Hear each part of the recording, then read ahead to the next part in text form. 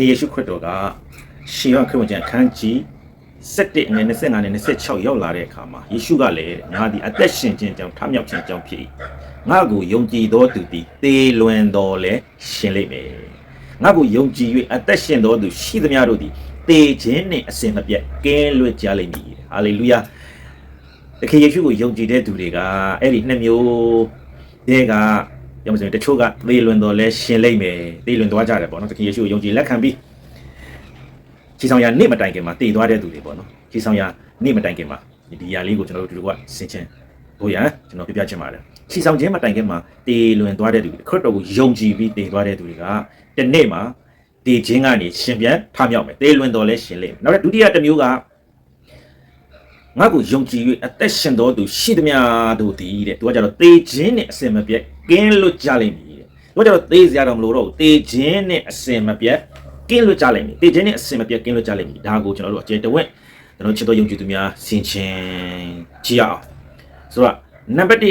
သူကတည်ခြင်းမှာကဘုရားခင်ရှေ့မှာပေါ့နော်လူတွေကတော့ကိုယ်ခန္ဓာသေမှတည်သွားတယ်လို့သူကတတ်မှတ်တာဒါပေမဲ့ဘုရားခင်ရှေ့မှာကြတော့ခန္ဓာကိုမသေးခင်ကလေးကအပြစ်ကြောင့်အာရန်လောက်တဲ့အပြစ်ကြောင့်လူတွေကလောကထဲမှာဝိညာဉ်ပိုင်းဆိုင်ရာမှာဘုရားရဲ့အသက်ကိုမရတဲ့တော့လူသေးလို့တတ်မှတ်တယ်ဒါကြောင့်တခင်ရဲ့လူသေးတို့ဒီမိမိလူသေးတို့ကိုတချို့ပလေးစေခရစ်တော်ရဲ့အသက်ဝိညာဉ်မရတဲ့သူကလူသေးဝိညာဉ်ပိုင်းဆိုင်ရာတည်နေတဲ့သူတွေသူကဇာတိပကတိပုတ်ပြတ်တဲ့အသက်တာကြီးနဲ့ပဲသူကအပုတ်ကောင်ကြီးကလှုပ်ရှားသွားလာနေတာအသက်ရှင်သောတရားမဟုတ်တော့ဘူးတည်သောတရားထဲမှာရှိနေတယ်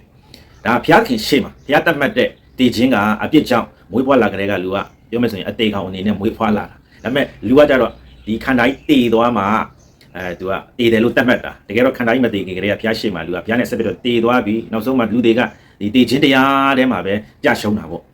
့ဆိုတော့နောက်ထပ်တည်ခြင်းတစ်မျိုးရှိတယ်လူတွေမသိတဲ့တည်ခြင်းတစ်မျိုးအဲ့ဒါကိုလည်းဘုရားကတည်ခြင်းလို့ပြောထားတယ်အဲ့ဒါဒုတိယတည်ခြင်းဆိုတာဘာလဲဆိုတော့ဒီလောကကြီးထဲမှာမိမိရဲ့အပြစ်ကြောင့်ဒီလောကကြီးထဲမှာအပြစ်အခါတွေပေးဆက်နေတယ်အဲ့အပြစ်ကိုမဖြေရှင်းဘဲနဲ့အပြစ်ရှိရတဲ့အပြစ်ကိုအပြစ်ရဲ့လွတ်နိုင်တဲ့အပြစ်ကနေလွတ်နိုင်တဲ့လမ်းဘုရားကပြင်ဆင်ပေးတယ်အဲ့ဒါယေရှုခရစ်တော်ပဲဒါပေမဲ့တချို့ကခရစ်တော်မယုံဘူးပေါ့နော်ကိုအပြစ်နဲ့ကိုခံဆိုပြီးတော့အဲ့လိုမျိုးယုံကြည်သွားတဲ့သူတွေလည်းရှိတယ်အဲ့ဒီလူတွေကမိမိရဲ့အပြစ်ကြောင့်ဒီလောကကြီးတွေကနေဖခွာသွားတဲ့အခါမှာတက်မလွန်မှာအပိန်ငရဲမှာကြာအပိန်ငရဲကြတယ်ဆိုတာဒုတိယသေခြင်းတန်းစားထဲမှာဒုတိယသေခြင်းလို့သုံးထားတယ်ဟောသူကနှစ်ခါသေတယ်ပေါ့နော်ဒီလောကကြီးထဲမှာလည်းအသေးလူတွေကောင်းတဲ့အသက်ရှင်တယ်လို့တက်မလွန်မှာလည်းပြောမယ်ဆိုဒုတိယသေခြင်းငရဲထဲမှာရင်ဆိုင်ရတယ်ဒါပေမဲ့ခရစ်တော်ယုံကြည်တဲ့သူတွေကသေလွန်တော်လဲရှင်လိမ့်မယ်သူကဝိညာဉ်ပိုင်းဆိုင်ရာမှာခရစ်တော်ကိုယုံကြည်လက်ခံတာနဲ့ဝိညာဉ်ပိုင်းဆိုင်ရာကရှင်ပြန်ထမြောက်လာတယ်ဒီမှာတရားအကျေတုံးစဉ်းစားမယ်ဆိုရှင်ပြန်ထမြောက်လာတယ်အသက်ကိုရဖျောက်တိကျွမ်းတယ်နံပါတ်1ဒီအပိုင်းစတင်ခံစားရတယ်နောက်တဲ့နံပါတ်2အကျေတုံးဆင်ခြင်မယ်ဆိုရင်ဒီလူတွေကဒီခန္ဓာကြီးပေါ့နော်ဒီခန္ဓာကြီးနဲ့နေတဲ့ကာလမှာကျွန်တော်ခြေဆောင်ရနေ့မတိုင်ခင်မှာဝိညာဉ်ပိုင်းဆိုင်ရာအသက်ရှင်ပေမဲ့ခြေဆောင်ရနေ့ဘုရားရဲ့နေ့မရောက်ခင်မှာဒီကိုခန္ဓာကတည်ရပြန်တယ်ဒီကိုခန္ဓာပုတ်ပြတ်တဲ့အသက်ဒါပေမဲ့ဝိညာဉ်ကတော့ပြောမယ်ဆိုရင်အသက်ရှင်နေပြီကိုခန္ဓာတည်သွားတယ်ခြေဆောင်ရနေ့မတိုင်ခင်မှာတည်သွားတဲ့ရှေးယုံကြည်သူတွေအခုခရစ်တော်မကြွလာခင်တရားတွေခြေတင်အောင်ခရစ်တော်နာအိပ်ပျော်တဲ့သူတွေပေါ့တယ်ပြောမယ်ဆိုရင်အဲ့ဒီသူတွေကခြေဆောင်ရနေ့ရောက်လာတဲ့အခါမှာတဖန်တည်လွန်တော်လဲရှင်လိမ့်မယ်ပြန်လဲရှင်ပြန်ထမြောက်မယ်အကျိုးပြန်ခံစားရမှာသူအသက်ရှင်ခြင်းနှစ်မျိုးဝိညာဉ်ပိုင်းဆိုင်ရာမှာလက်ရှိယုံကြည်လက်ခံတဲ့အခါမှာဘုရားကိုတည်ကျွမ်းခြင်းအသက်ရှင်ခြင်းခံစားရတယ်လို့ခြေဆောင်ရနေ့မှာလဲတည်သွားတဲ့သူတွေကအယိုးတွေကပြန်လဲပြီးတော့ပြောမယ်ဆိုရင်ဒီဝိညာဉ်ဘုံတကုနဲ့ဝိညာဏခန္ဓာကိုအဖြစ်ပြောင်းလဲပြီးတော့ရှင်ပြန်ထမြောက်မယ်ဒါကတော့တည်လွန်တော်သူတွေခရစ်တော်၌အိပ်ပျော်သွားတဲ့သူတွေတည်လွန်တော်လဲရှင်လိမ့်မယ်နောက်တစ်ခုကကြတော့ခရစ်တော်ယုံကြည်၍အသက်ရှင်တော်သူရှိသမျှတို့တည်ခြင်းနဲ့အစဉ်မပြတ်ကင်းလွတ်ကြလိမ့်မည်တို့ဘုရားလေးကပါဆက်ဆက်ဘုံကြီးပါစေအဲ့ဒါကဘာလဲဆိုရင်အခုခရစ်တော်ကိုယုံကြည်လက်ခံတဲ့အခါမှာဝိညာဉ်ပိုင်းဆိုင်ရာမှာအသက်ရှင်နေတယ်ပုတ်ပြတ်တဲ့ခန္ဓာကိုယ်ကြီးထဲမှာနေတယ်ဒါပေမဲ့ဝိညာဉ်ပိုင်းဆိုင်ရာဘုရားနဲ့တည်ကျွမ်းရင်းနဲ့အသက်ရှင်တယ်အဲ့ဒီလိုအသက်ရှင်ယုံကြည်တဲ့သူကခရစ်တော်တစ်ချိန်တည်းမှာပေါ့နော်ဒီနေ့ကာလကနောက်ဆုံးသောကာလရဲ့နောက်ဆုံးသောကာလထဲမှာရောက်နေပြီလို့လည်းပြောလို့ရတယ်ခြေဆောင်ရနေ့ရက်နဲ့စုံခဲ့ရင်အခုကျွန်တော်ကအရှင်လက်လက်နဲ့ခရစ်တော်နဲ့အိပ်ပျော်ခြင်းမရှိတေလွန်ခြင်းမရှိဘူးအဲ့ဒီနေ့ရက်ကိုမှီခဲ့လို့ရှိရင်ဘာဖြစ်သွားလဲဆိုတေခြင်းနဲ့အစင်မပြတ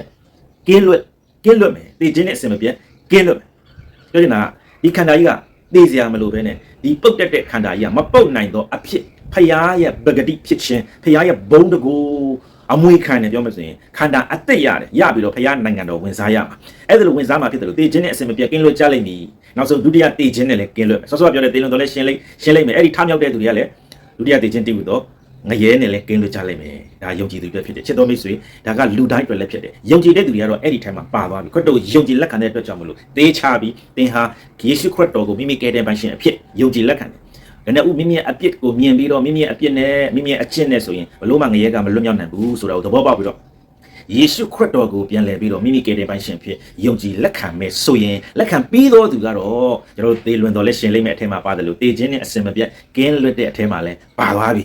မိသည့်လူမျိုးမိသည့်ဘာသာဝင်ဖြစ်ပါစေမိမိရှိတဲ့နေရာကနေအဲ့ဒီယေရှုခရစ်တော်ဖခင်ပြင်ဆင်ထားတဲ့ဒီနေ့ကာလဂျေဇုတော်ကာလဖခင်ကလူတိုင်းကိုအခွင့်အရေးပေးတယ်အဲ့ဒီလူမျိုးအခွင့်အရေးပေးတာကိုလူကဖခင်ရဲ့မြတ်တာဖခင်ရဲ့ဂျေဇုဖခင်ရဲ့မင်္ဂလာဖြစ်တဲ့ယေရှုခရစ်တော်ဖခင်ရဲ့ကယ်တင်ခြင်းဂျေဇုကိုလက်ခံမယ်ဆိုရင်လက်ခံယုံကြည်တဲ့သူကဖခင်ပေးတဲ့ထာဝရအသက်ဝိညာဉ်အသက်ရှင်ခြင်းရမယ်ပြီးရင်ဖခင်ရဲ့နှုတ်ကပတ်စကားအတိုင်းတေလွင်တော်လဲရှင်လိမ့်မယ်အထက်မှာပါနိုင်တယ်လို့နောက်တစ်ခုကတေခြင်းနဲ့အစင်မပြတ်ကင်းလွတ်ကြလိမ့်မယ်အထဲမှာလည်းပါလိမ့်မယ်အဲ့ဒီမျိုးတွေကတစ်မျိုးမျိုးဒါပေမဲ့အဲ့ဒီမျိုးလုံးကတော့အတူတူပါပဲနောက်ဆုံးတော့နေ့မှာခြေဆောင်ရနေ့မှာစုံစည်းမှာဖြစ်တယ်အဲ့ဒီသူတွေကဒုတိယတေခြင်းတည်ဟူတော့အဲ့ဒီတေခြင်းကန့်နဲ့လောင်တဲ့ငရဲမြိုင်ထဲမှာစီရင်ခြင်းခံရမယ့်တေခြင်းကနေလည်းအစင်မပြတ်ကဲလွတ်မယ်ကျွန်တော်တို့ယုံကြည်သူတွေဝမ်းမြောက်စေရကဒီအတွက်ဖြစ်တယ်လောကကြီးထဲမှာလောကအရာတွေထင်ပေါ်ကြော်ကြားမှုအောင်မြင်မှုဒါတွေထားခဲ့ရမှာဒါတွေပုတ်ပြတ်တတ်တဲ့အရာတွေလူတွေရဲ့ဘဝတတမြတ်ပွင့်ကဲသူလူမျိုးရှိတဲ့ဘုံလူမျိုးရဲ့ဘုံကလည်းမြတ်ပွင့်ကဲဒီအောင်မြင်မှုအားလုံးကထားခဲ့ရမှာဒါပေမဲ့အစင်အမြဲတည်တာကတော့ဖျားပေးတဲ့အသက်ရှင်ခြင်းဖျားသခင်ပေးတဲ့အဲ့ဒီအသက်ရှင်ခြင်းကဲတင်ခြင်းယေရှုထာဝရအသက်ကိုရတဲ့သူကတော့ထာဝရအောင်မြင်ခြင်းထာဝရဖျားသခင်နဲ့တူဖျားရဲ့နိုင်ငံတော်မှာအမွေခံရမှာဖြစ်တယ်အာမင်